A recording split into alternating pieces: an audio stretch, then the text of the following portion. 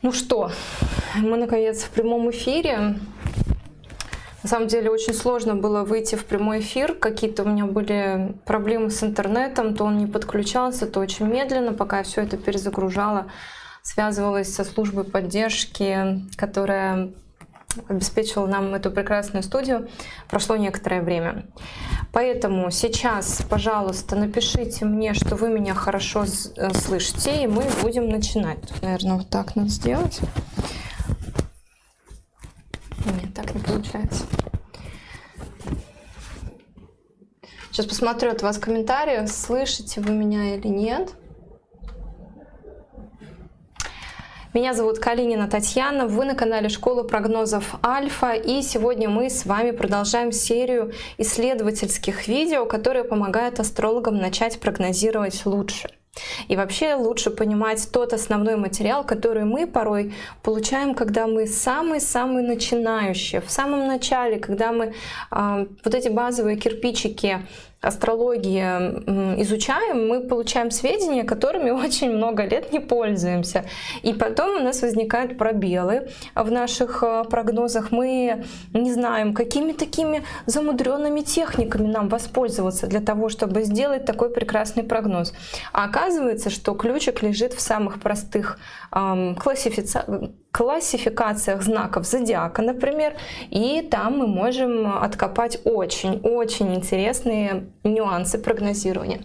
Сегодня мы с вами будем говорить о знаках зодиака по степени голосистости, насколько они могут нам дать немой гороскоп, громкоговорящий гороскоп и все впрочем, все в этом смысле.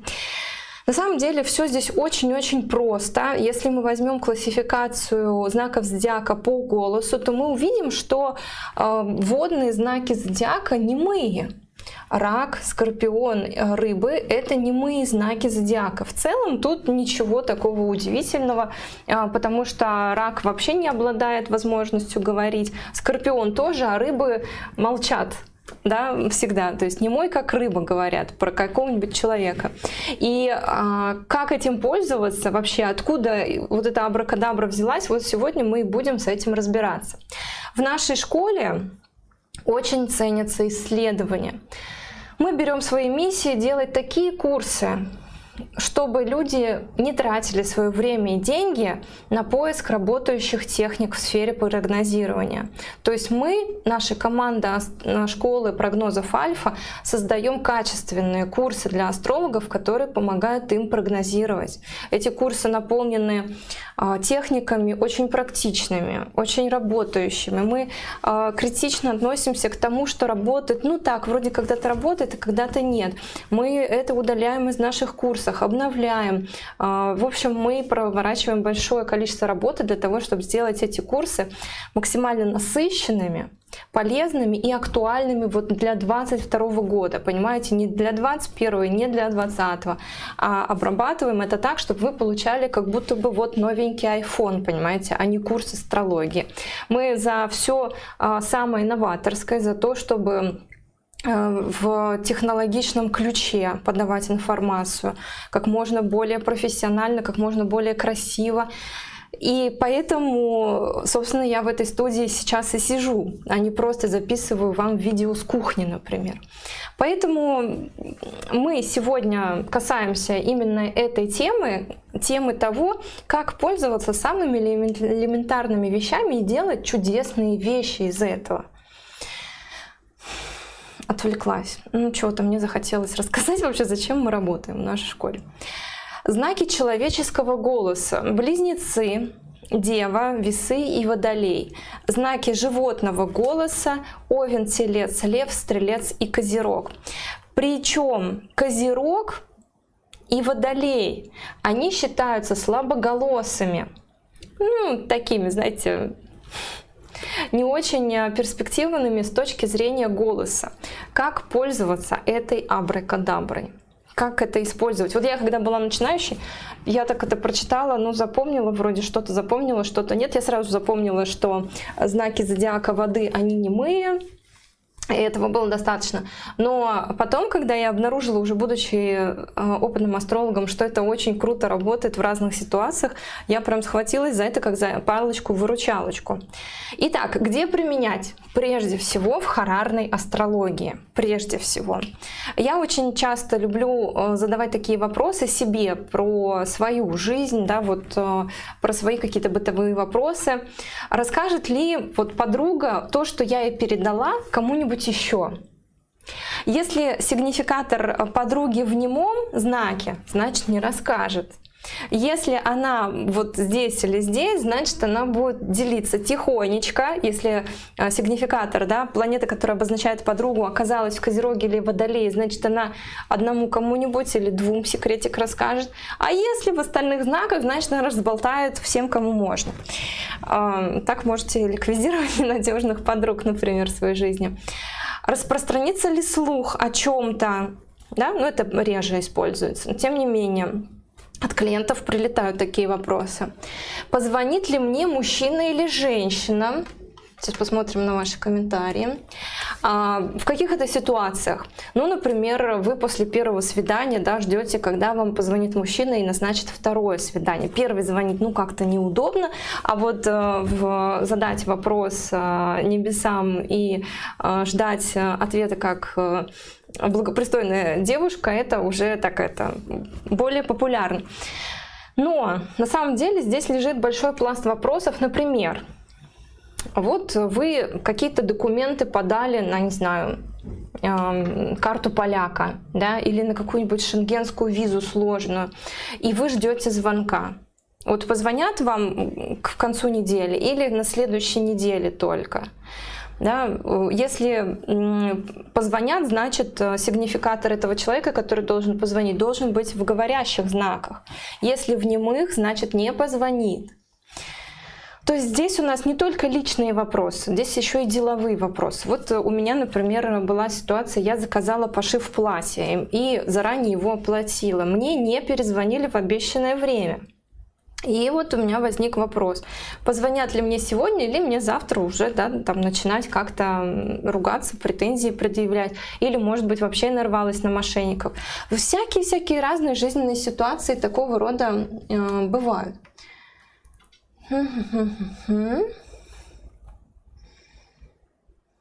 Так, ну вы мне пишете не про эти знаки зодиака. Вот напишите мне, пожалуйста, вы когда-нибудь анализировали свой гороскоп с точки зрения такой классификации знаков зодиака? Рассматривали ли детей своих вот по вот этим каким-то параметрам? Или для вас это совершенно новое? Я уверена, что 90% не использовали, хотя являются достаточно опытными астрологами и много чего уже пробовали прогнозировать, а вот это осталось черным таким пятном, темным.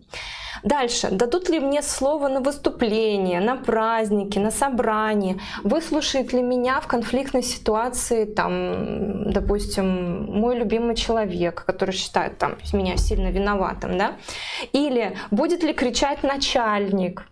Может быть, промолчит? Может быть, так вот выговор сделает какой-то лояльный, а может быть, будет в знаках животного голоса орать на вас, как на чем свет стоит. То есть вот такие разные ситуации. Есть еще классификация знаков зодиака по силе голоса. Я хочу сразу сказать, что это вообще не показывает склонность человека к пению. Мы сегодня разберем гороскопы великих оперных певцов, и вы увидите, что, ну, как бы, да, там у них проявлен знак льва, это творческий знак, но они в половину громкие. То есть вот это вот по силе голоса, оно не соответствует человеческим, ну, привычкам, как громко они говорят, поют или еще что-то, и не показывает, есть ли у них талант. То есть это не значит, что самые громкоголосые, они самые талантливые в пении, отнюдь нет. Но вы должны знать, в целом, вот две последние строчки очень-очень полезны для вас. Немых надо обязательно запомнить, и слабоголосые, Козерог и Водолей. Мы с вами разберем несколько критичных случаев, ну, точнее, он будет один, но я хочу вам рассказать о том, как я, как практикующий астролог, училась пользоваться вот этой классификацией. На самом деле часто молодые мамы приходят с таким вопросом: будет говорить ли мой ребенок? Например, есть какая-то задержка по речи, и вот мы пришли в поликлинику, и нам дали справку с диагнозом алалия, да? Или на словах сказали: ну, готовьтесь, что у вас будет алалия.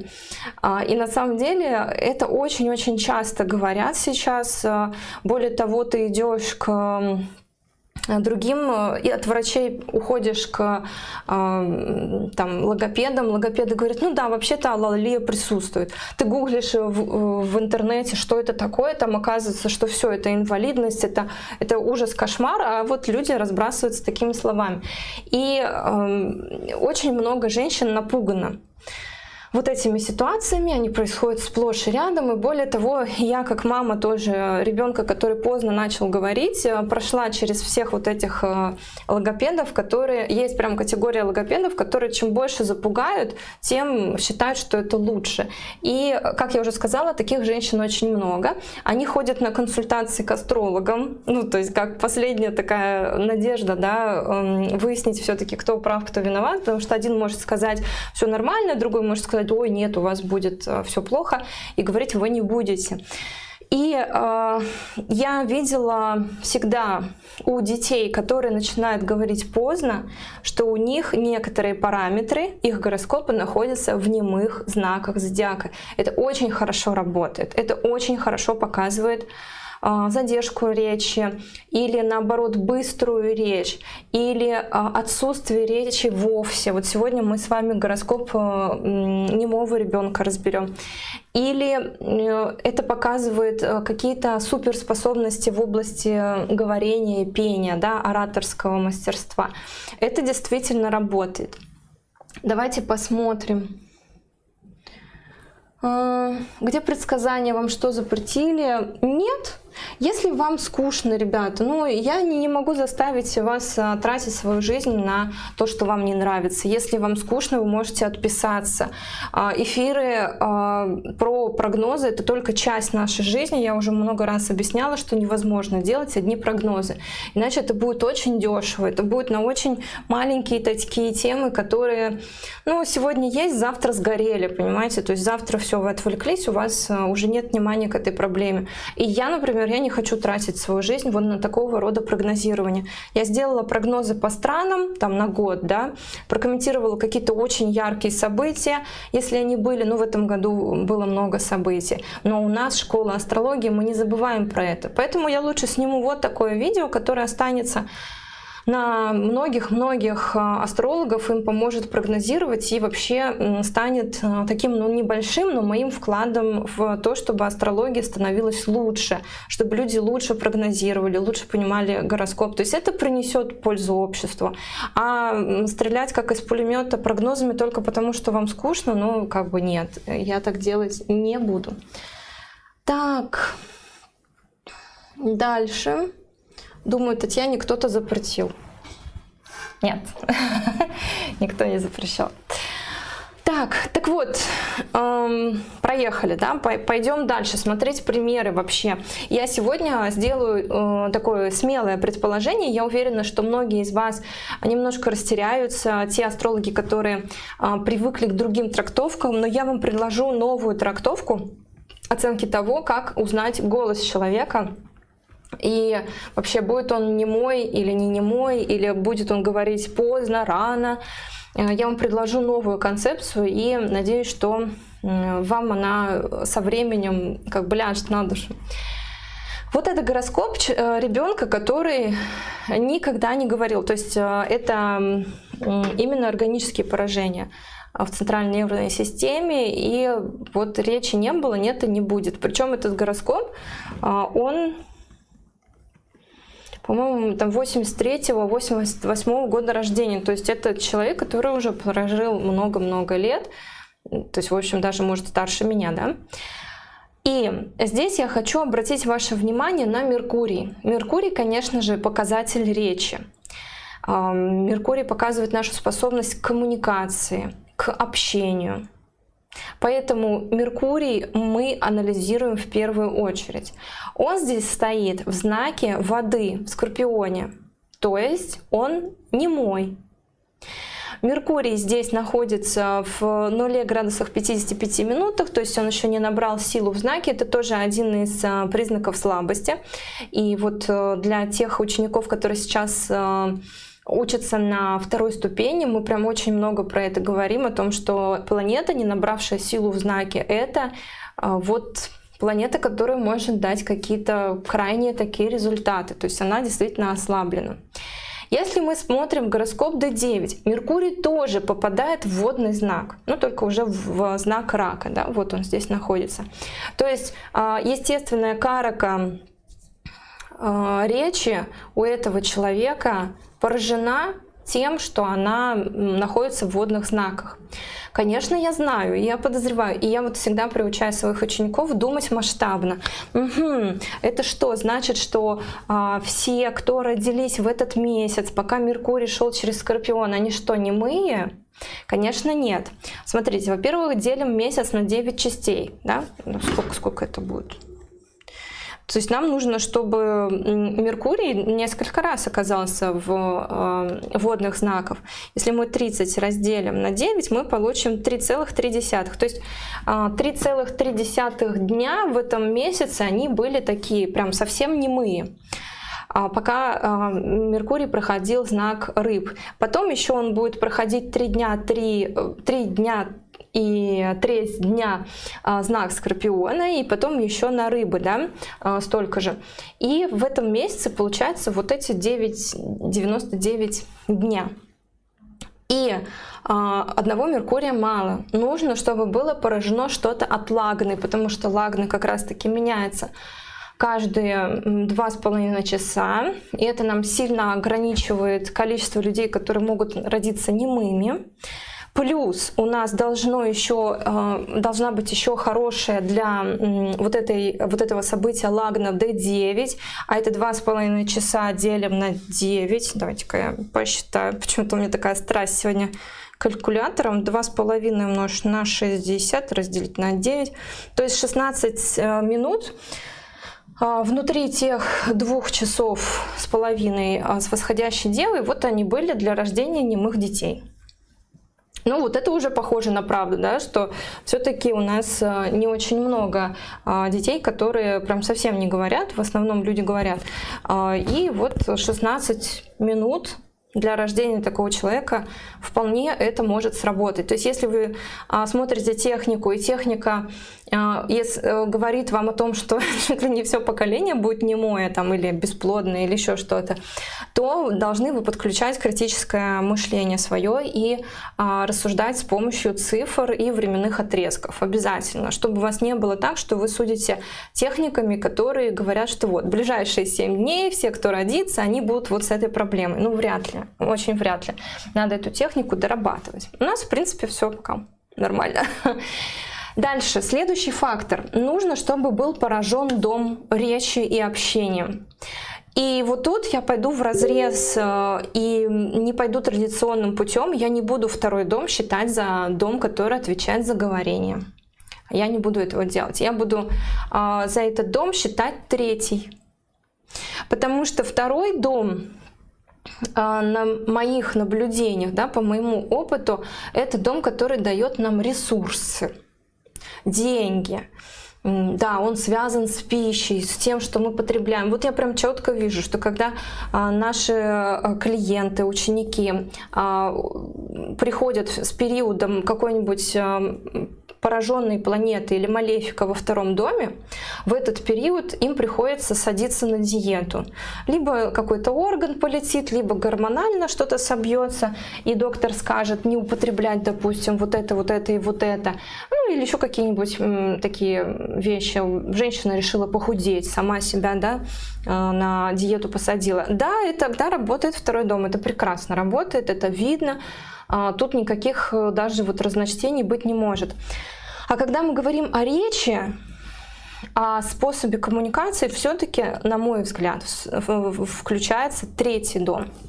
Давайте посмотрим, что вы мне можете тут писать. Этот человек аутист или просто немой? Именно немой. Именно немой, не аутист. Так. Татьяна страсть к счету, потому что сейчас Луна в Деве. Возможно. Итак, если мы с вами анализируем третий дом, то хозяин третьего дома тоже должен быть немой. Угу. Да, вот все так просто. Смотрите, хозяин третьего дома здесь у нас Марс. И он у нас в водном знаке. Опять же, да, какое совпадение? И Меркурий в водном знаке, и хозяин третьего в водном знаке. В гороскопе D9 подтверждается. То есть прям, знаете, оно везде вот подтверждается и говорит нам о том, что извините, но не в этом воплощении. Хозяин третьего дома у нас здесь Меркурий, и тут повторяется. Тут этот Меркурий показывает и немоту естественной караки, и немоту дома третьего. Поэтому я вас призываю, если к вам приходят люди, определить, будет ли говорить ребенок, когда будет говорить ребенок. Да, мы уже замучились 5 дней в неделю к логопеду ходить. Смотрите третий дом, планеты в третьем доме у правителя третьего.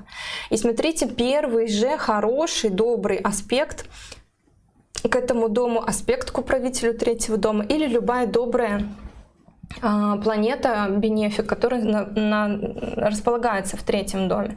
Вот в периоды этих планет вполне может произойти продвижение вперед. Но здесь, к сожалению, да, здесь у нас ситуация не очень хорошая. Здесь именно вот такая немота. Как она еще видна? Вот они, Марс-Кету, поражение нервной системы. Марс-Кету очень часто дает именно такой результат. Сатурн-Кету — это поражение опорно-двигательного аппарата. А вот центральная нервная система, я чаще замечала, это Марс-Кету. Поэтому это вот что-то такое органическая причина внутри человека. Плюс еще я все-таки прихожу к выводу, что в гороскопе D1 пустой дом без немых планет — это лучше, чем дом, который наполнен немыми планетами. То есть здесь еще есть вот такой вот фактор, что был бы здесь знак Скорпиона пустой, может быть, такого категоричного эффекта для жизни этого хозяина гороскопа не было. Но внутри, к несчастью, находятся еще 2 немые планеты. И я такой же эффект видела по плодным, бесплодным планетам. То есть в период, когда вроде бы все неплохо, но 5-й дом попадает в бесплодный знак, и там стоит парочка планет, которые они еще как бы вот эту вот энергию бесплодия там прям размножается. Это как бы это ни звучало, да, размножается энергия бесплодия. Но если бы он был пустой, без немых планет внутри, было бы, наверное, лучше.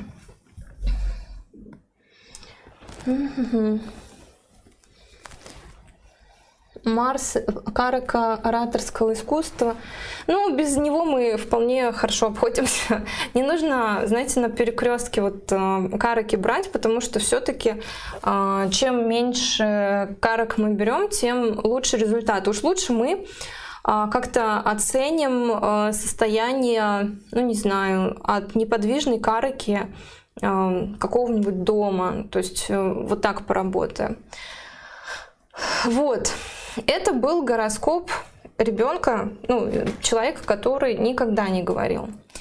Вот следующий пример. Это типичный, прям характерный пример того, когда будет задержка речи у ребенка. То есть ребенок здоров, у него нету каких-то прям серьезных проблем, но вот созревание, да, этих полушарий, оно позже происходит.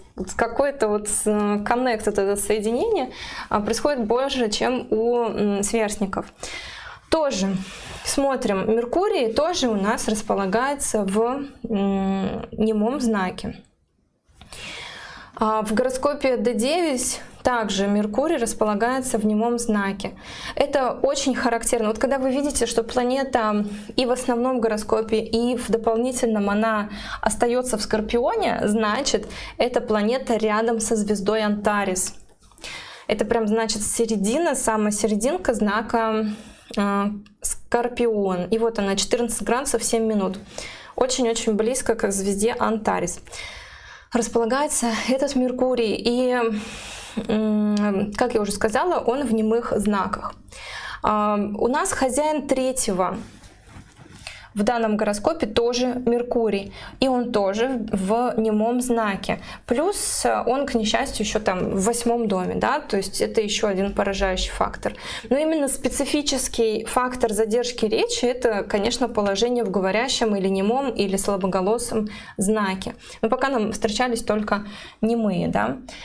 Здесь у нас хозяин третьего в 8-м может не иметь отношения к речи совсем, он может говорить о том, что будут преступления, ну, например, там, не знаю, авария, в которой пострадает другой человек, или какие-то еще преступления, административные, всякие нарушения и все прочее.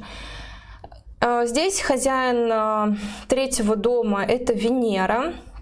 Она находится в слабоголосом знаке, она, конечно, такая пораженная, потому что есть рядом Юпитер, и опять же хозяин третьего находится в Дусхане, то есть да, здесь явные есть трудности, задержки. Плюс вот здесь хозяин третьего в сатурнянском знаке, здесь Сатурн аспектирует третий дом, у нас Сатурн карта затруднений и задержек, поэтому тоже мы обращаем внимание на влияние Сатурна на третий дом, то есть общение ограничено. Но здесь все окей, насколько, как только началась Махадаша Венеры, ну, то есть ребенок родился в Махадашу Кету, прошу прощения, в период Кету, и это был кусочек, такое окончание Кету, и после 3 лет, после того, как кончилась Махадаша Кету и наступила Венера, сразу же у ребенка пошли дела в гору, и он стал говорить. Ну, я имею в виду, появилась речь предложениями, да, а не просто там мама, папа, кака и что-то еще. То есть он смог социализироваться. Почему? Потому что здесь, скажем, указания гороскопа не такие категоричные. Здесь Венера, хозяйка третьего, она в знаке, который все-таки дает голос. Но тоже, кстати, видите, аспект Сатурна и сюда, и на хозяйку третьего. Так что да. Сатурн здесь очень какой-то недобрый. Я знаю про этого ребенка, что в период Сатурна родители развелись. Вы смотрите, как прикольно, да, выглядит. Сатурн в 9-м доме отодвигает хозяина гороскопа от отца. И здесь тоже. Здесь прям повторяется. Это комбинация. Смотрим дальше.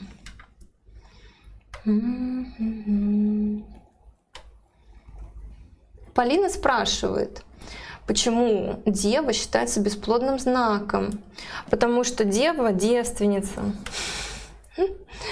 Что же тогда с гороскопом Илона Маска? У него Путра Карака, то ли хозяин 5-го, ну, какая-то важная точка рядом со звездой Парима.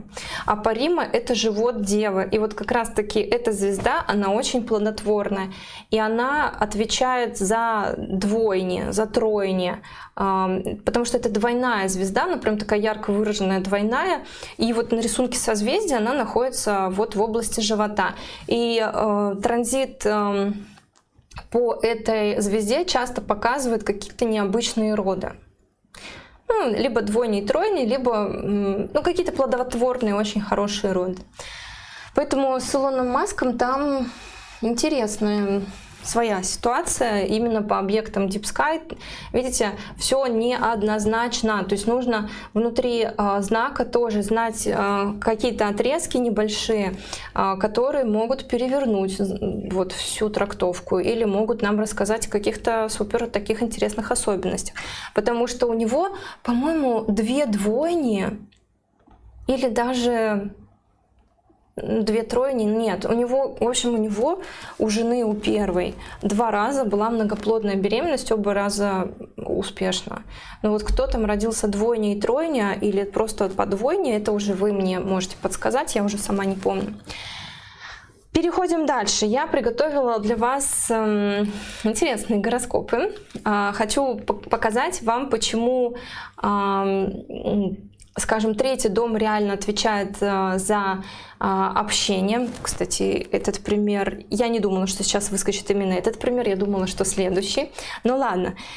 Смотрите, это гороскоп блогера. Да? Вот как тут показана вот эта повышенная потребность в общении и то, что она постоянно в коммуникации находится. То есть она постоянно записывает сторис, она записала свою песню. Ну и постоянные эфиры, вот эта вот потребность выдавать речь и тексты, и видео, и аудио, да, вот у нее прям это все разрослось. Смотрим, во-первых, у нас хозяин третьего дома коммуникаций в экзальтации. Солнце у нас хозяин третьего дома, в третьем доме у нас знак Льва, и уже на самом деле то, что она восходящий близнец, и в третьем доме у нее вот эта манифестация львиной энергии уже немножечко нас подводит, ну, подсказывает нам, что есть природная склонность у восходящих близнецов классно общаться и вот себя как-то позиционировать как центр влияния, как центр мнения, человека, к которому будут прислушиваться. Причем, если вспомнить вот мои самые первые месяцы, когда я пробовала сама себе прогнозировать, то есть когда еще даже еще никаких курсов не прошла и только для себя строила гороскопы, там для мамы, для брата, я помню, что я много внимания уделяла тому, какой знак зодиака находится в доме. И когда я это ставила во главу угла, у меня все равно получалось прогнозировать. То есть люди говорили: вау, это про меня. Вот здесь можно, в принципе, я потом отошла от этого полностью, но время от времени я вижу, что в этом действительно есть какой-то смысл. То есть восходящий знак, он дает нам матрицу какую-то вот наших способностей и склонностей идти по какому-то шаблону, по какому-то пути именно для восходящих там вот этих водолеев. Да? Вот здесь у нас восходящие близнецы уже общительные. И у нас в третьем доме знак Льва. И, как я уже сказала, львиная вот эта природа — себя показать, себя красиво подать, вот встать в центре на стульчик, и чтобы все детки вокруг тебя сидели и слушали, как ты рассказываешь этот стишок, да, Деду Морозу. То есть это вот такая энергия. Плюс Солнце у нас находится в 11 доме друзей, коммуникации, общения, достижения, удовольствия. То есть человек от этого кайфует, от говорения, от коммуникации. Тут у нас Кету стоит, и он, ну, в данном случае он очень лояльно, очень хорошо социализован, потому что вообще Кету в третьем доме часто показывает такую лень, да. Ну, в третьем доме приветствуются все планеты, которые символизируют борьбу. Это человека делает сильным. А этот Кету, он, скажем, такой на расслабончик. Но здесь этот Кету вполне хорошо и уместно выглядит, потому что это интернет-блогер. То есть, ну, Кету — это все, что касается компьютеров, да, мобильных, там, телевидения, какого-то вымышленного вот этого мира онлайн. Поэтому он здесь очень даже кстати. Тут у нас еще Меркурий, достаточно мощный, хозяин первого с хозяином третьего в 11 доме. Это и на предпринимательство, и на общение. Ну, то есть это как такая... Хозяин первого выбрал соединение с третьим домом, соединение хозяина третьего дома. Это говорит о том, что вот туда человек будет прилагать усилия. Ну и на 11 дом, и на 3. Плюс еще на дома Юпитера, потому что Юпитер рядом. То есть достижение социального положения и браки. Между прочим, у девушки уже 3-й брак. У нее очень много детей. Уже 3-й брак. 2 первых закончились разводом. Приветствую, наша любимая фея. Флорида шлет тепло и любовь. Ага. И ждем обещанный прогноз про США. Ладно. Кстати, вот Мариана пишет, да, была бы интересная тема переезда звезд, кто уехал из страны, кто вернется и когда. Пугачева вернулась. Вы знаете, я когда попадаю на эти ресурсы, типа Есть у меня такой грешок, я иногда могу расслабиться там в такси или вечером посмотреть статьи на Woman.ru.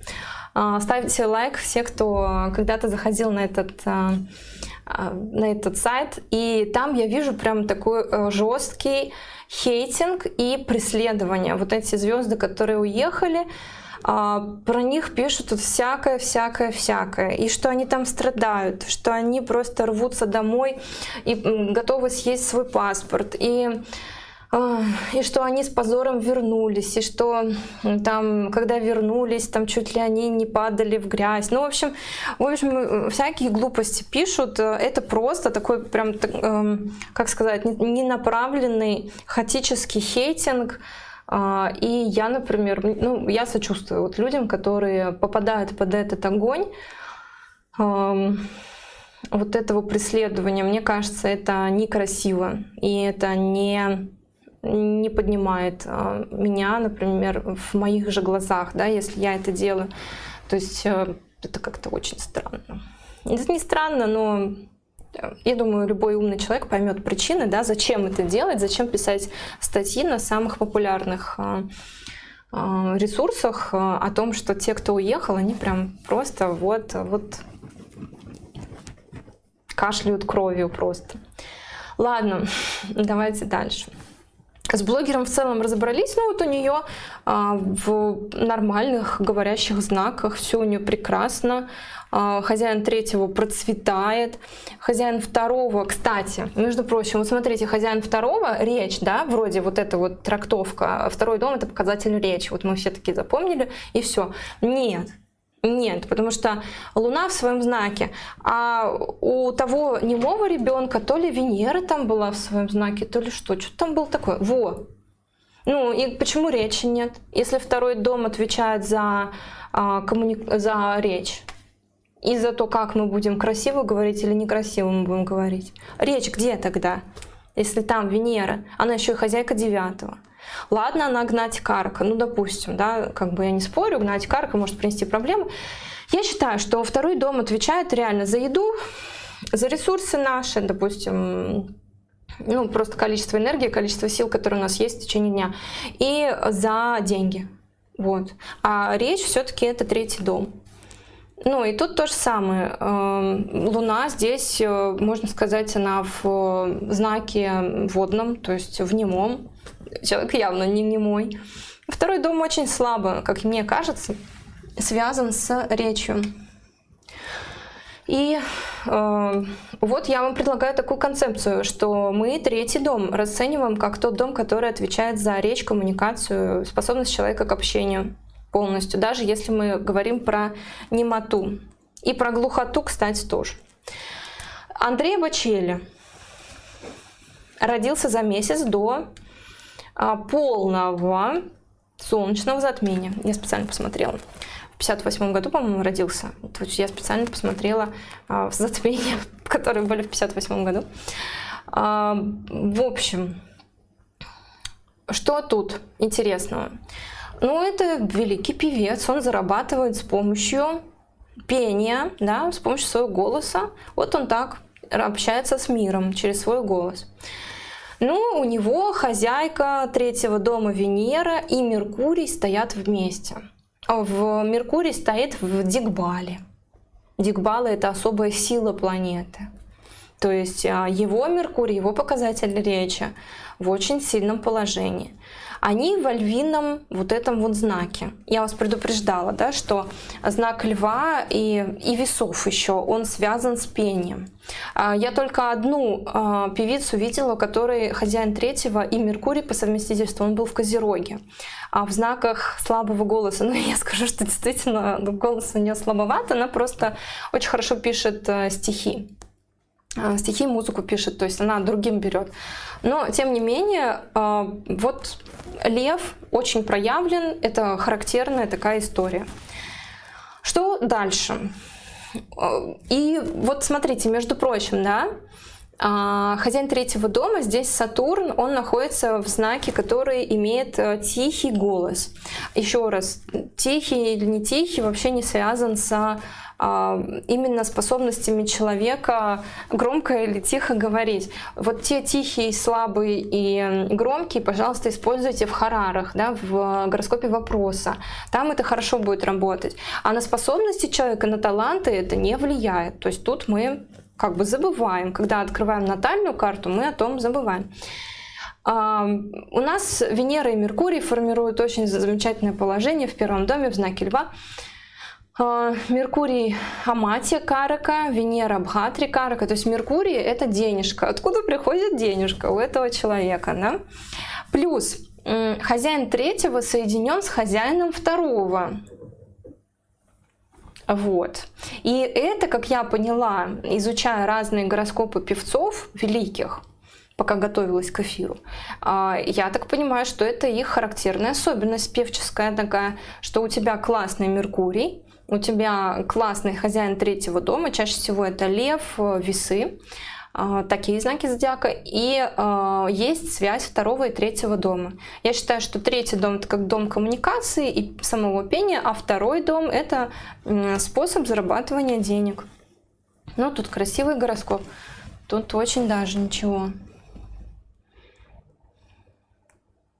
Соединение Солнца и Раху, вот это дает слепоту. Оба светила, получается, они поражены, потому что Раху охватывает и Солнце, и Луну. Луна плюс находится у нас в Дустхане, в 6-м доме болезней. Солнце, ну, вроде даже вот и не такое прям ужасное, правда, Гнати Карака. То есть могут быть болезни по Солнцу. Это сердечно-сосудистые заболевания и зрение. Ну, Солнце и Луна — это вот естественные показатели левого и правого глаза. Один Солнце, другой Луна, потому что это два светила. Так. Если ребенок заикался в детстве, это нарушение речи, да? Да. Первое же хорошее влияние на третий дом, на управителя третьего дома, то есть первая же планета, которая бросает добрый аспект, или внутри третьего дома находится, или соединяется с хозяином третьего. Посмотрите, когда ее период наступит, это будет период улучшений значительных. Главное, чтобы это не была Гнати Карака, а то может вообще ничего не дать. Посоветуйте сайт или программу, которую можно рассчитать свою натальную карту. Я очень жду октября. Я очень-очень жду октября, чтобы в таких случаях советовать вам наше приложение, наш астропроцессор, который будет очень мощным. И это будет приложение нашей школы на мобильном телефоне. Потом мы его сделаем, десктопную версию его сделаем. Но сейчас можете использовать vedicchora.ru, по-моему, да, сайт называется, неплохой. Но там не будет, Андрей, там не будет расшифровки, там будет просто вот такая абракадабра. Ну, если вы смотрите меня, мои видео, то в целом можно уже и разобраться. И у нас, кстати, на канале есть видео совсем такие для начинающих, чтобы узнать, что значит хозяин дома в другом доме, что значит некоторые планеты в знаках зодиака, по-моему, такие я тоже снимала видео. И плюс у нас 13 сентября стартует первая ступень обучения в нашей школе, как раз таки для начинающих. Вот можете туда еще зайти. И, между прочим, я в начале трансляции закрепила ссылку на этот курс. Стартуем 13 сентября. Приходите учиться. Вот такой у нас гороскоп Андрея Бочелли. Давайте посмотрим гороскоп D9. Тут у нас чего? Луна в третьем доме, хозяйка девятого. Это в целом хорошо. Хозяин третьего у нас в четвертом. Сатурн, Солнце соединение. Венера в весах. Это хорошо. Раху, Кету хорошо расположены на достижения, на всякие награды, на популярность, на известность.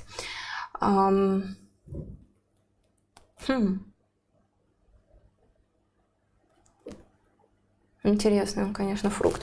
То есть он восходящий лев, плюс еще две львиных планеты, то есть две планеты в знаке льва, такие прям проявленные делают знак льва.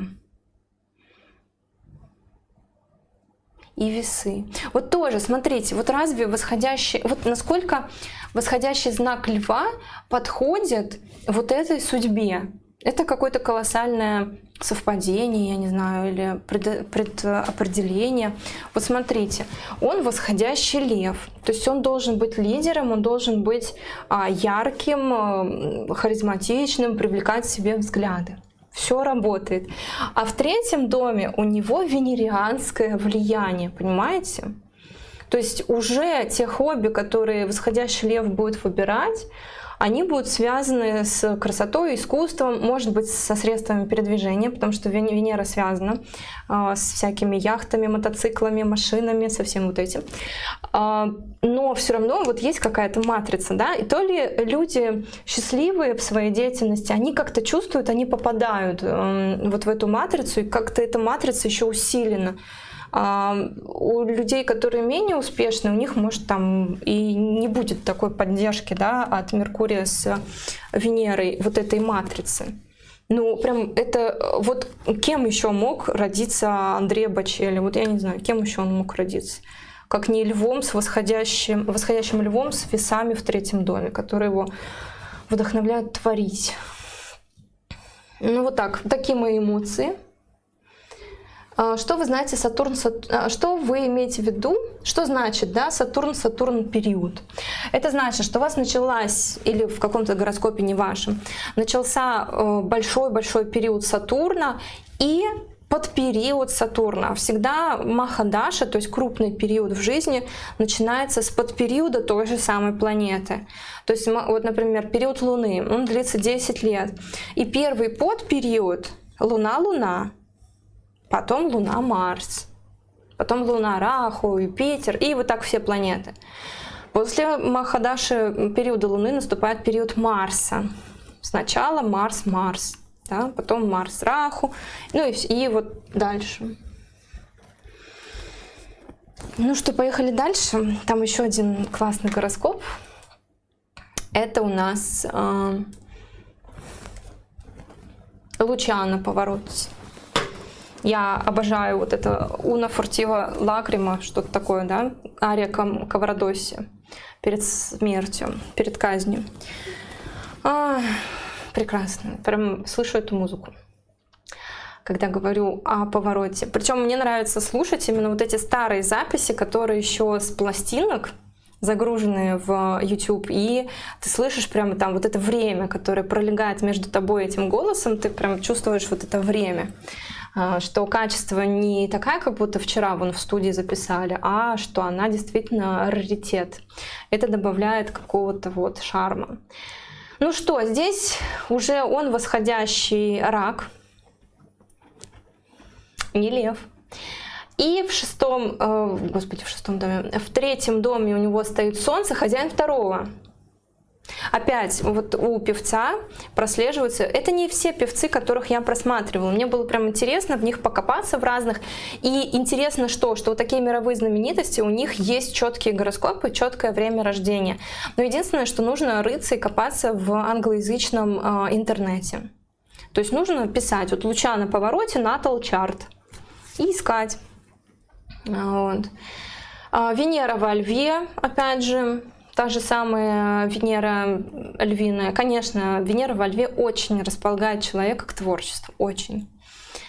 Хозяин 3-го дома, коммуникации, его в знаке весах, в знаке весов, прошу прощения, этот Меркурий тоже у нас как неподвижная карка в знаке весов. Почему он ретроградный, я не знаю. Вот есть у вас версии, почему в повороте имеет ретроградный Меркурий? Он в детстве что, заикался? Вот я вообще ничего не знаю про его вот эту биографию, да, на самом деле, к сожалению, к своему стыду. И причины, почему у него ретро-Меркурий, я не знаю. Надо еще проверить, не остановился ли этот Меркурий. Может быть, он был как раз перед разворотом на директность. Тогда все поменяется, потому что это очень-очень сильное положение. Гороскоп D9. Кету в третьем доме. Третий дом управляется Венерой.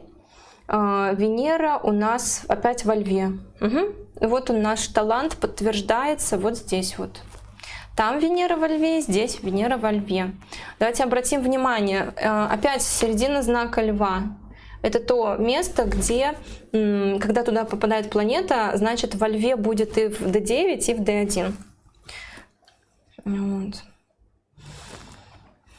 Вот такие дела. Солнце там соединяется, конечно, еще в гороскопе D9, тоже во Льве. Солнце сильное.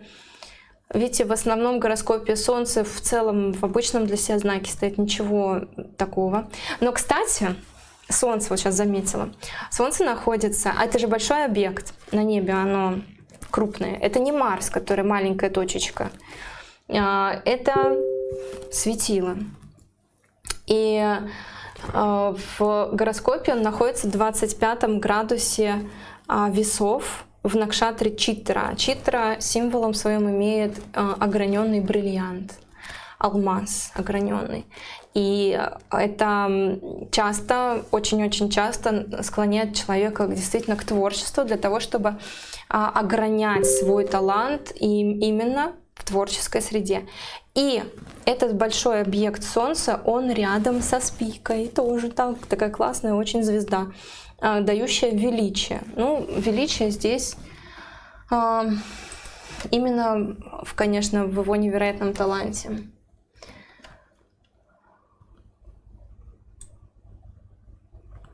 Что означает управитель асцендента в соединении с Кету в 12 доме? Ну, человек будет склонен к одиночеству. В периоды хозяина асцендента может болеть, в периоды Кету будет замкнутом каком-то состоянии таком находиться. Может быть болезнь, может быть отъезд, может быть просто уединение по каким-то другим причинам. Надо уже смотреть всю карту.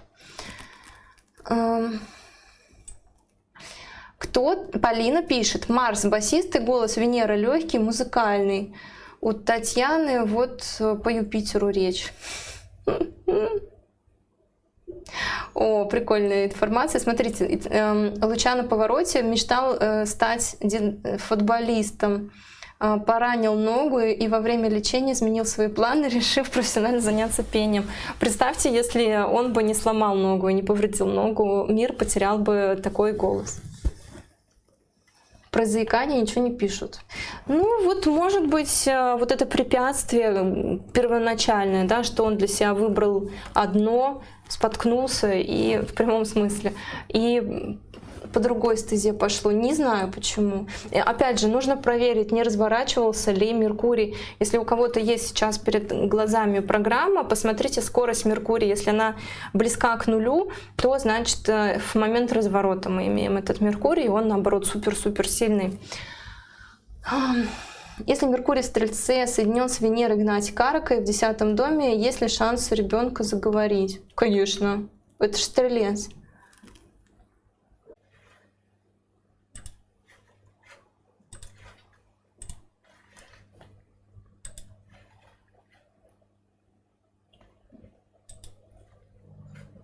Ничего.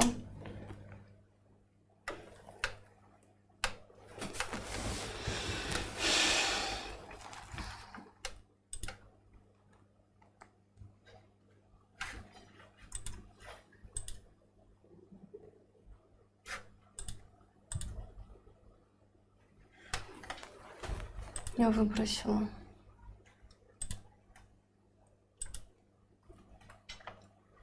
Меня выбросило, я не поняла, что случилось. Меня выбросило в другую, почему-то в другую трансляцию, как будто бы новую он мне создал. Ну ладно, проехали. Пропала. Как раз когда отвечали. Так вот, если у вас, у ребенка 10-й дом в Стрельце, значит он восходящий рыба и рыбы.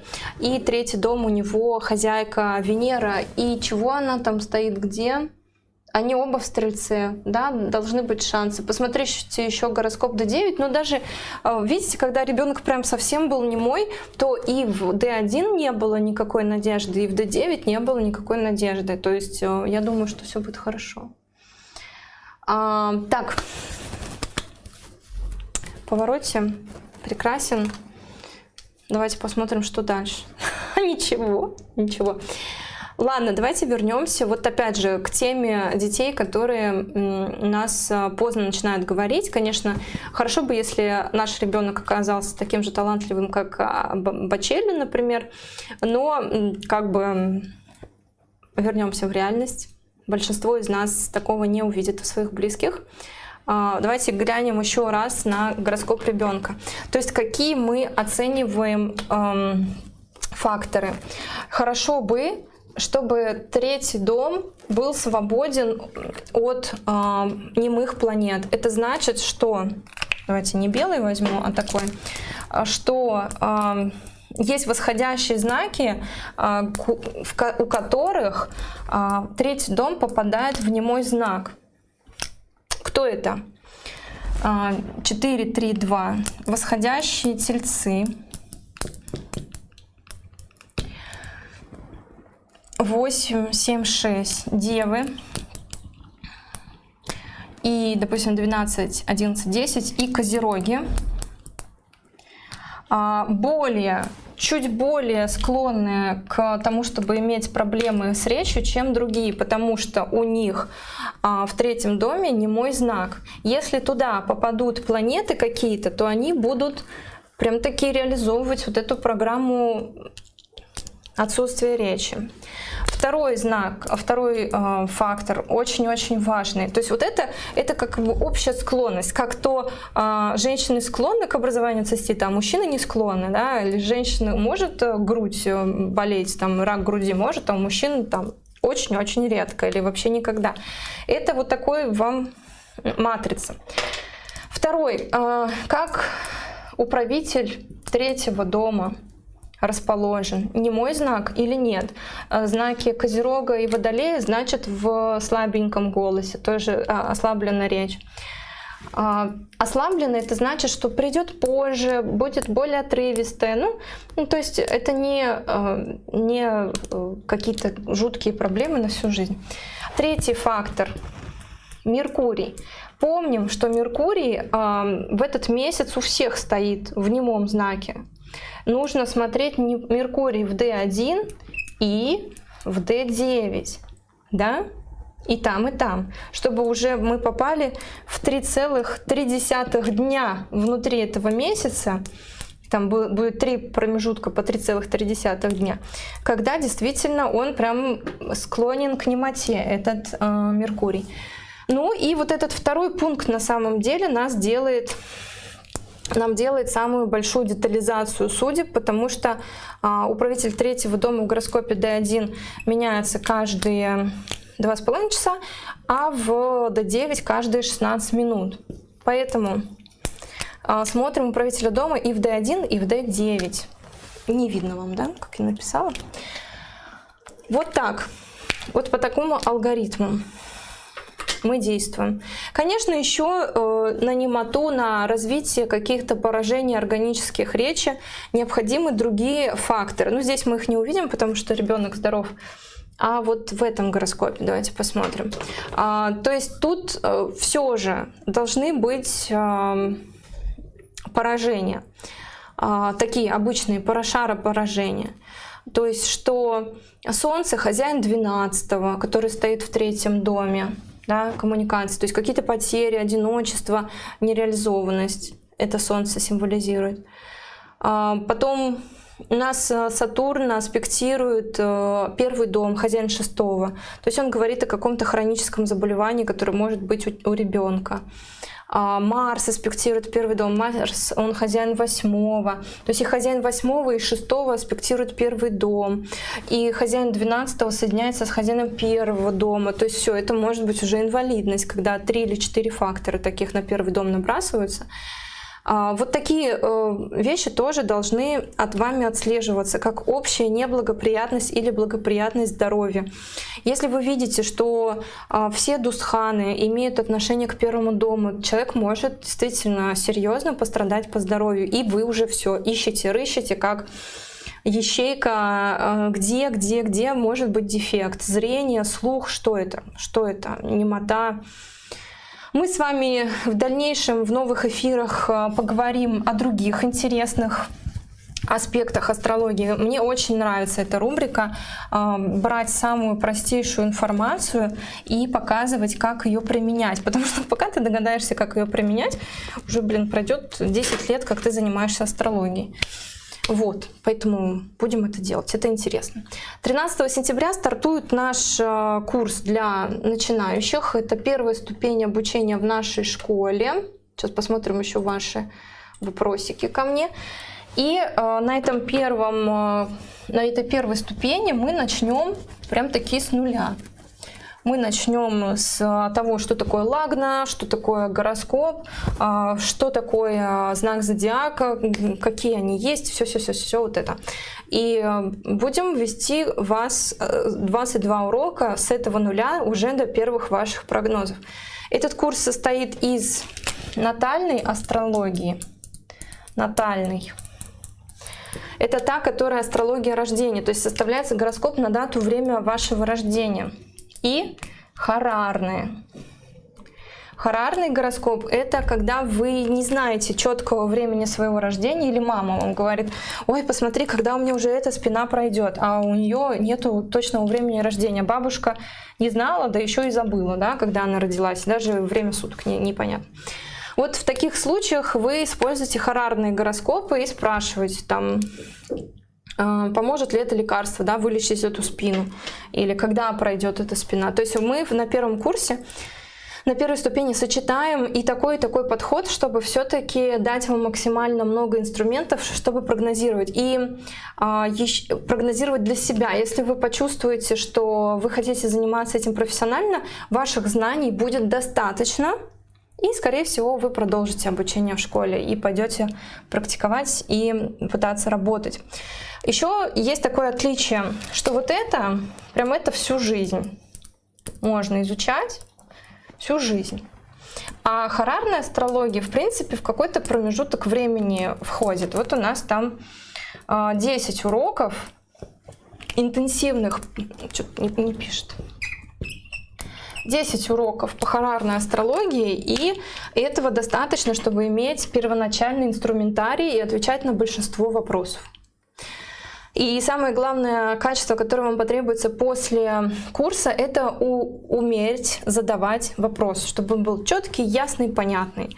Ну, этому мы учим на практикумах и в наших курсах. Давайте отвечу на вопросы.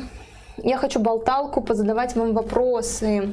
Хорошо, оставляйте вопросы под эфиром, и я уже попросила наших девочек, чтобы они собрали мне темы для 3 эфиров. То есть классные экспертные вопросы от вас, или, может быть, наивные вопросы для начинающих, которые часто повторяются. Вот мы такие будем собирать и делать эфиры.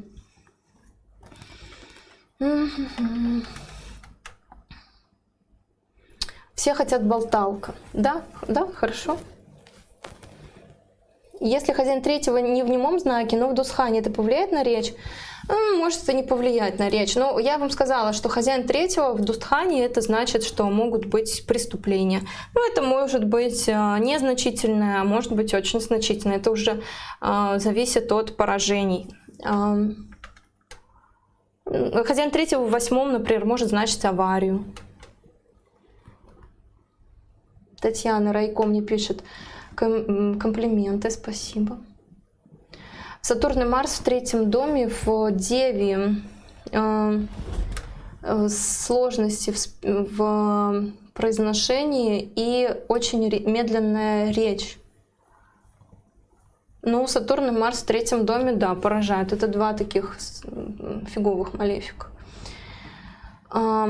Если Луна Лагнеш в 8-м доме, а Юпитер в 1-м, насколько это будет для здоровья?